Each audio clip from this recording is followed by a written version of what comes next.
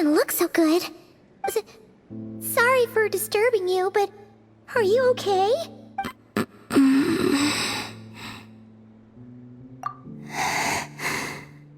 Dizzy. It's like I'm returning to the moon. Wait, it's not that bad, is it? I sense the moon's power within you. We got the moon marrow back from the Fatui. Can it help you in any way? And what do you require this time? Come on, don't even think about that. Right now, you gotta focus on getting better.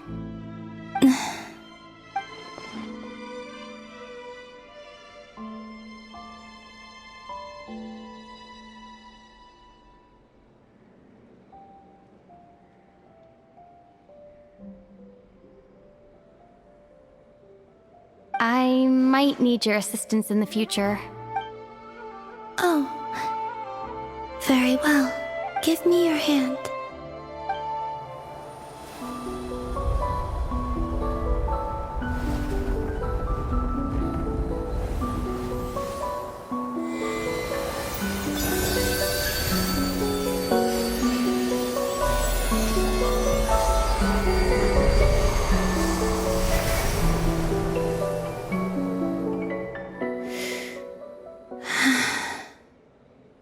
Back to Earth.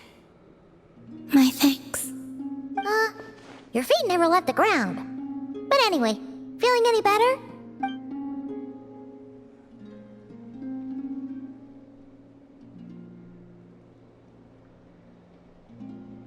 Significantly. The moon within your body. It is as silent as a reflection in the water. Fascinating.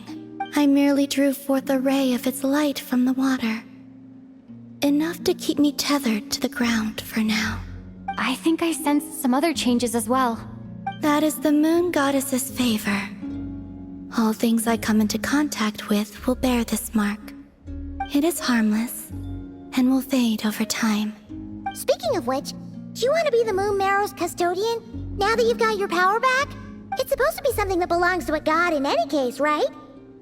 It is the remains of Arya, goddess of the eternal moon. So it does have to do with... Wait, what? Did you not know this already? Lama just said it was different from the other fragments, and that she could sense divine power within it. And she is correct. When I drew that ray of moonlight from the marrow, I also drew some memories from within.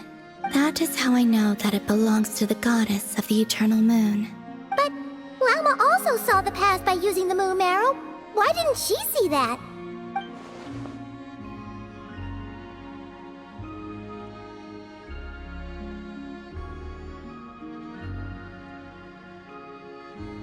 There were once 3 moons in the sky, each belonging to a goddess who ruled over it.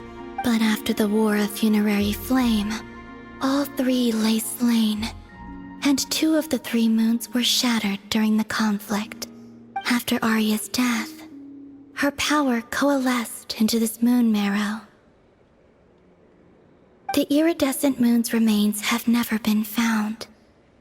And while the Frost Moon's goddess died herself, her moon was never broken. As the prophecy stated, this moon would birth a new deity sooner or later. The entity the Frost Moon Scions call the Kuchar. I can sense that my power belongs to the Frost Moon, but it lies beyond the false sky, too distant from me. Forget controlling it. Sensing it alone requires immense effort. Oh, wait, let Paimon count this up. We have the Eternal Moon's Marrow with us. No one can find the iridescent moons. Does that mean you have the Frost Moon's Marrow inside you then? No. It can only form after the moon goddess is dead. Consider it a form of energy core. You may as well ask if there are rocks on the moon. Oh, so you're saying that you represent the Frost Moon's power, right? Yes. Now, a god with a gnosis is named an Archon. Since you bear the moon marrow, does that make you a moon goddess? You do not wish to become one?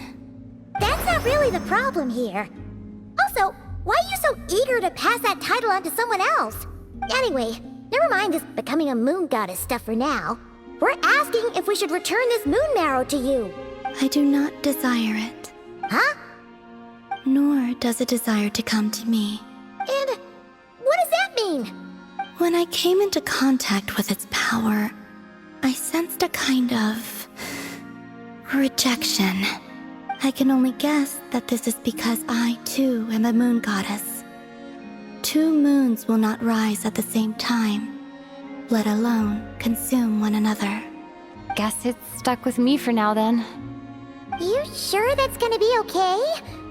Glauma did say that you've hidden its power well, but the damselette sensed it just fine.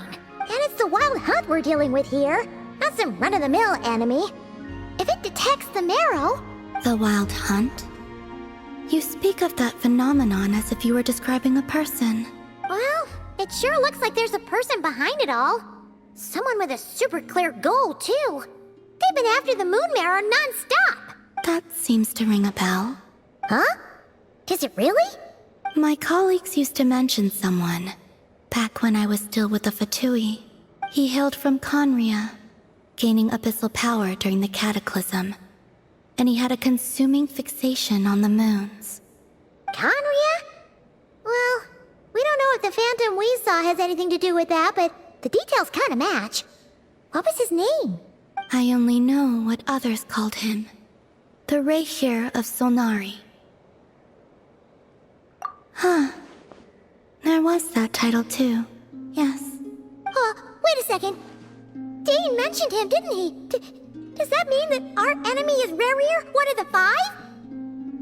Huh? If that was the case, surely he'd be stronger than this, though. I have heard that he disappeared not long after the Cataclysm. But when I asked my colleagues where he went, they replied, "Do you really not know?" Why would they say that? The tale of his final fate has it that he fell into the moon's reflection, from which there can be no return. Wait, hold up, pause. There's just too much information. I felt the same. They seemed to think that I should be the one who would know everything about the moons. But as I said, my prologue lies beyond the false skies. I do not even remember my name. Oh. Either way, following his departure, the wild hunt situation worsened drastically, and it has since become a byword for abyssal disaster. The present phenomenon may have inherited the same title, but it far surpasses its past incarnation in both scale and lethality. Oh, to think that we're up against one of the infamous 5 sinners. That's way too much for us to handle. That incident on Star Sand Shoal must have been luck then. Or maybe he wasn't giving it his all. And even then, he still defeated Marionette. Oh? What did you just say? Would you mind repeating that? That's your ex-colleague? So, we were on Star Sand Shoal together, and she was beaten by the Wild Hunt, too. Did you just laugh? No. She totally did. Are you two on bad terms or something? No. I simply imagined the put-out expression she must have worn in that moment, and found it interesting. She seemed quite shaken. Oh, she'll adjust soon enough. She's very good at that. Okay, anyway, we've gotten off topic. Now that we know how dangerous the guy targeting the moon marrow is, you sure you want to carry it around with you, Traveler? If Fatui intelligence is to be believed, Rerir would prevail even if all of Nod-Krai were to stand against him. Perhaps something restricts him, if only for the moment. before I decide, there's a favor I'd like to ask you, Columbina. What do you need? Do you think you'd be able to show me what happened when my brother and I arrived in Nod-Krai? I mean, when our spaceship first landed? Sure. That was quick. As I said, this to me is but a single ray of moonlight. Nothing to it. Give me your hand, and ready yourself.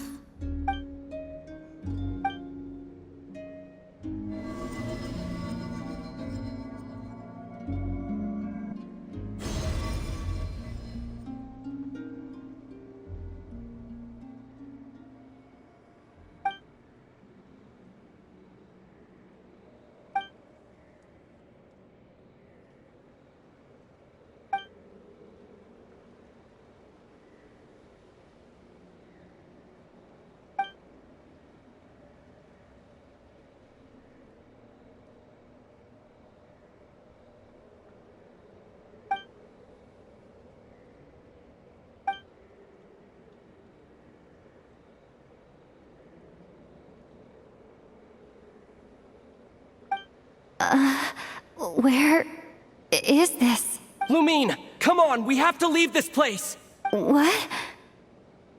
Hey, are you okay? Our spaceship. A long, long time passed after we landed. No one left the ship during that time. But Ether found me from outside of it somehow. Huh? How would that even be possible? I don't know. The secrets within memories are like cookie crumbs. Take a bite, and they go everywhere.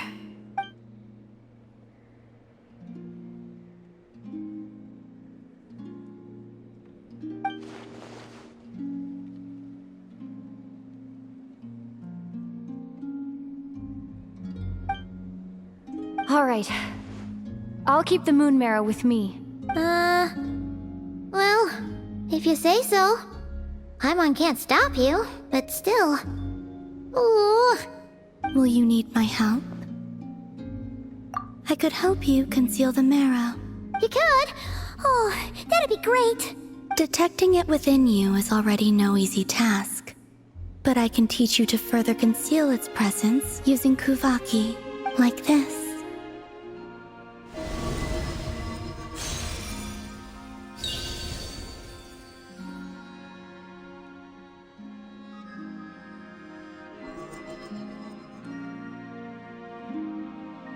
Ooh, looks like a shield.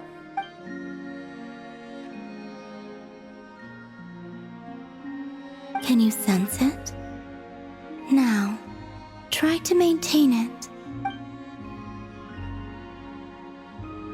You learn quickly. Huh. Looks pretty sturdy. Could probably be used in self-defense in a pinch, huh? Are you always here, Columbina? It's kind of dangerous out there, sure, but have you, like, taken a walk outside or something? Dislike strangers. Slightly better.